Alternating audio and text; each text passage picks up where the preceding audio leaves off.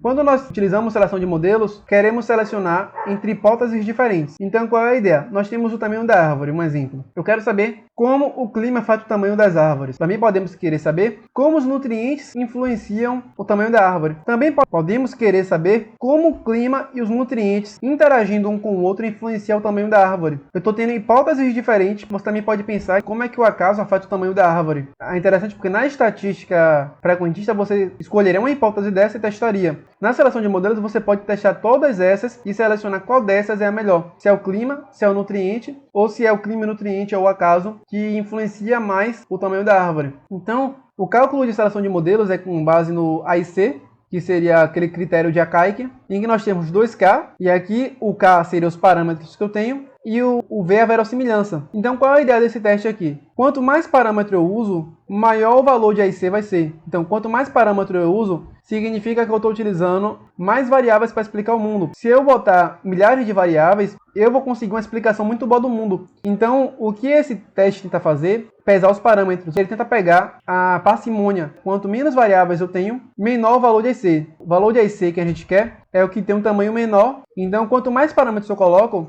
ele acaba dando um peso para dar um valor maior de AIC, que seriam aumentando os parâmetros. Eu estou sendo menos parcimonioso, eu acabo explicando melhor o mundo, mas eu acabo pesando isso no meu cálculo. E o 2LN seria a verossimilhança, que já falamos. A partir de um conjunto de dados, eu quero observar a probabilidade de eu encontrar essa hipótese aqui, ou essa aqui, ou essa aqui. E aí você vai ter um valor de verossimilhança. Quanto mais alto o valor de verossimilhança, maior a chance de encontrar essa hipótese para esse conjunto de dados. E aí no fundo ele vai dar um cálculo que equilibra o número de parâmetros e a verossimilhança. O cálculo ele procura ser parcimonioso, que é a ideia de você pegar o caminho mais simples ou com menos parâmetros possíveis para explicar determinado fenômeno. Cada K desse aqui seria um parâmetro, aqui teria 1K, aqui teria 1K e aqui teria 2K. E aqui teria um K também, que seria o parâmetro que a gente está utilizando. O clima é um parâmetro, nutrientes é um parâmetro e assim sucessivamente. Então, no fundo, a seleção de modelos vai nos dar um resultado de AIC, que pode ser tanto corrigido quanto o delta IC. O que seria o delta IC? O resultado geral da seleção de modelos, nesse resultado aqui, foi um AIC corrigido, que é um cálculo de AIC para quando você tem uma quantidade de dados muito pequena, para ele conseguir pesar isso no cálculo.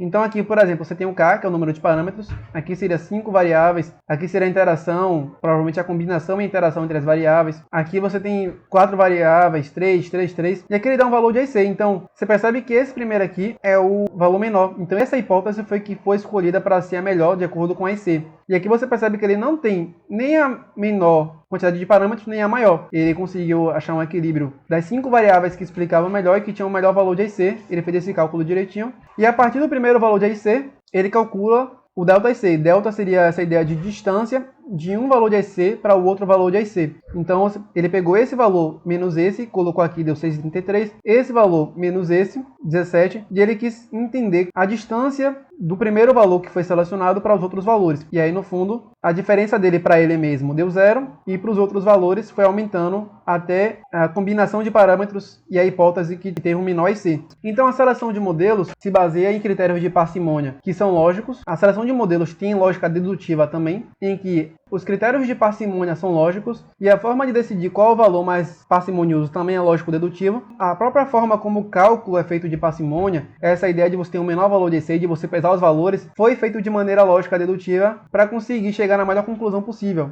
Ela é inducionista de alguma forma porque, como eu já falei, utiliza a verossimilhança. A partir de observações que você tem e repetições, busca a melhor hipótese a partir de um conjunto de dados, que é a mesma coisa que a estatística bayesiana faz. E ela, predominantemente, como eu coloquei azul na outras vezes, é de abdução. Por quê? Pensa-se desde o início em qual a melhor hipótese descreve o mundo e qual é a mais parcimoniosa. A ideia de abdução é você sempre escolher qual é a melhor hipótese para determinada pergunta. Então, a própria ideia de seleção de modelo já parte da ideia de que você tem várias hipóteses para explicar determinada coisa e você pensa em qual é a melhor. As vantagens é que é possível testar várias hipóteses ao mesmo tempo e escolher qual é o melhor resultado, pois foi comparado com vários outros. A ideia aqui é que você testou várias hipóteses e escolheu qual é a melhor. Então, você não tem aquela dúvida da frequentista de se tem outras hipóteses que seriam melhor que a minha. E você obteve um resultado confiável porque você comparou com várias outras hipóteses e conseguiu explicar e selecionar muito bem isso. E ela responde diretamente a sua hipótese sem fazer muitos rodeios, igual a estatística bayesiana. E é uma coisa que também é muito feita no dia a dia comum. Então você cria várias hipóteses para situações que acontecem com você. Vamos dizer que um amigo seu terminou com a namorada. Você tem uma hipótese ali para tentar explicar por que os dois terminaram, porque esse término aconteceu. Outra pessoa também pode ter outra hipótese de por que aquilo aconteceu, com base naquele conhecimento prévio dela. Então, no fundo, vocês podem discutir, escolher qual é a melhor hipótese para aquilo e qual corresponde à realidade, verificando isso de fato. Então, é também o que a gente faz no dia a dia. Tem várias hipóteses como as coisas são e depois verifica isso e discute isso. As críticas a essa